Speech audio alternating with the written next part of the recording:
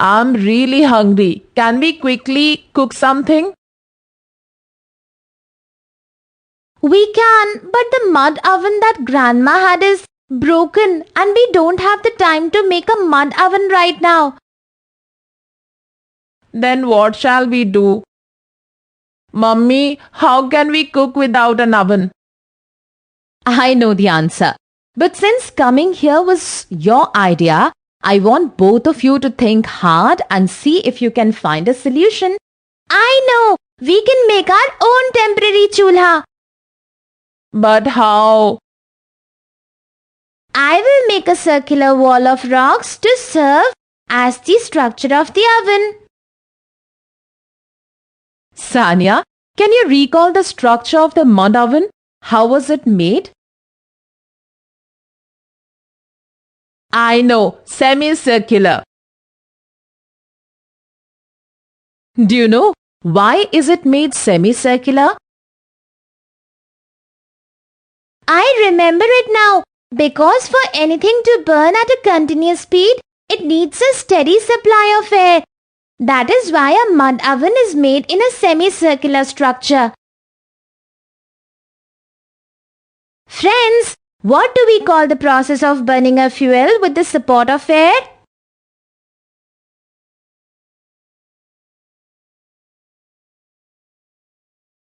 Correct, combustion.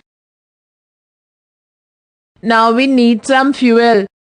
Yes, Kabir. Could you collect some twigs and some small branches from the orchard? We could light them and make the chulha. But will the twigs light with the matchstick? Doesn't it have a high ignition temperature?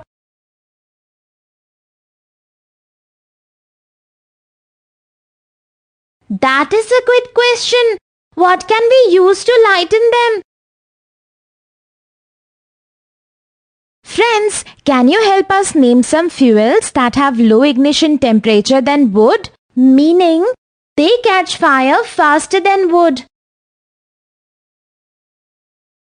Did you say kerosene? But we don't have that. Dried cow dung is useful too. We don't have that too. Dried leaves. Yes, we could collect dried leaves and use them to fire the twigs and branches. Good idea, Sanya. Dried leaves catch fire much more easily than twigs. I will collect them too. Wait, don't go as yet. Remember when Grandma used to cook on the oven? It would give out smoke. Friends, as we know, wood creates smoke when going through combustion process. Can you tell what effects do the following fuels have on combustion? Yes, I remember. The smoke would make her cough and her eyes watery. What can we do to avoid that? Mummy, now you have to help us. We have solved most of the puzzle.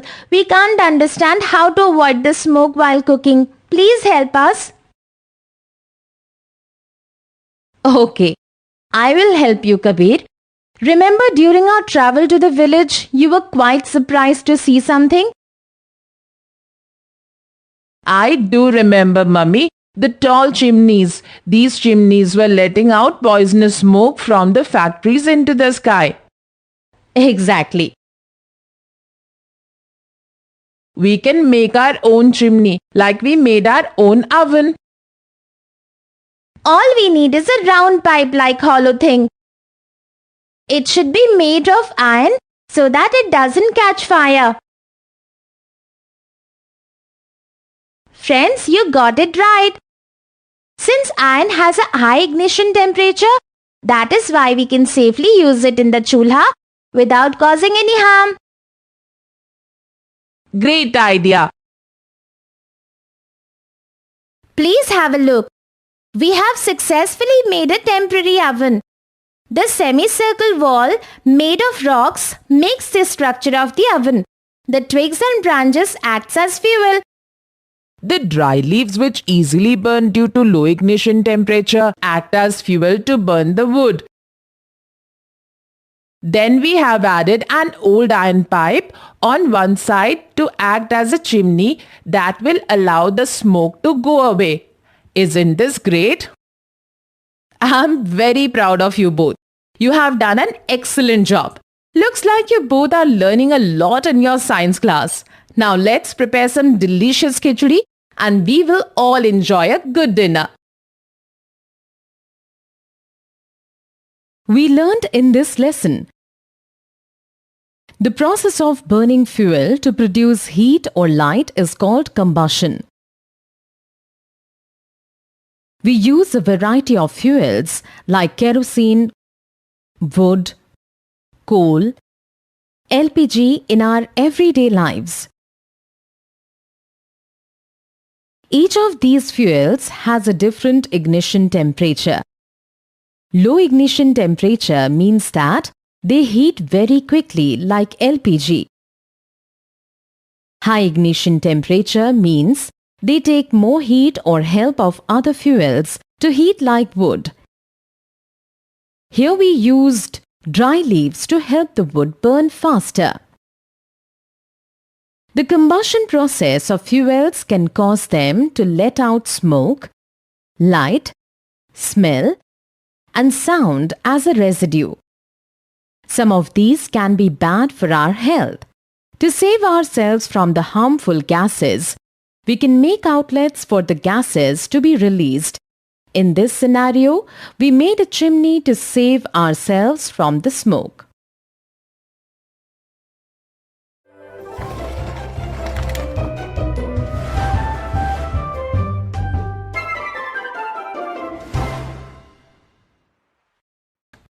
What shall we do about light now? Oh yes, it is 7 o'clock and it's dark outside already. We need to light a lamp. But how? Look at this hurricane lamp. It needs kerosene and a good wick to light. We don't have any of those things.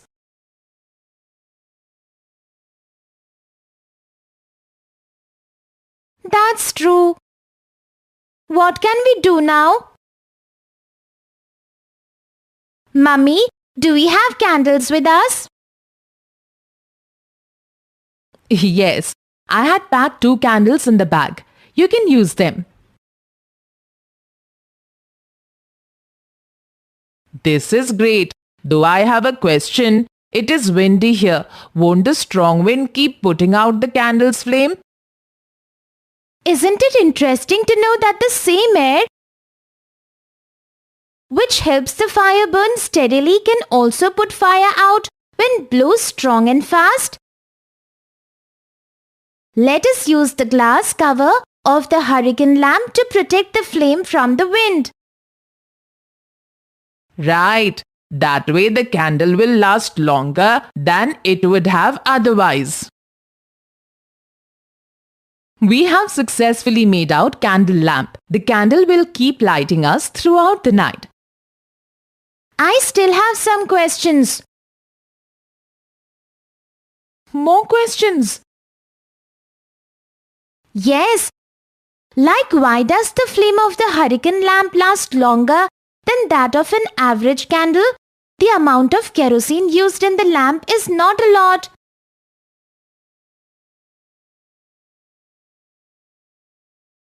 Good observation, Sanya. Children, for this you need to know about the ideal fuel and fuel efficiency. Can you open page 72 in your books and see the tables 6.6 and 6.7? What does it tell us?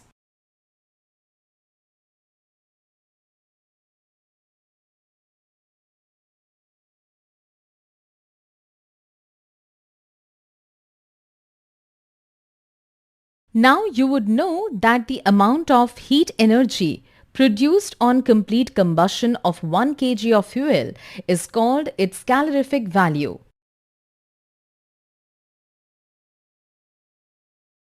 Do you remember how we use so many twigs and leaves to flame the mud oven? Whereas when we cook on the gas at our home, the amount of LPG used is much less. That means LPG's calorific value is much more than that of the twigs and leaves.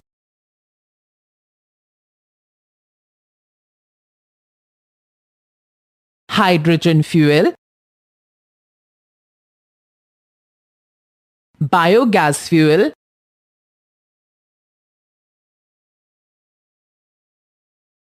LPG fuel, CNG fuel. Now I understand. I have one last question. Did you notice that the candle flame was mostly yellow and red while the flame produced through the LPG is mostly blue? Why is that?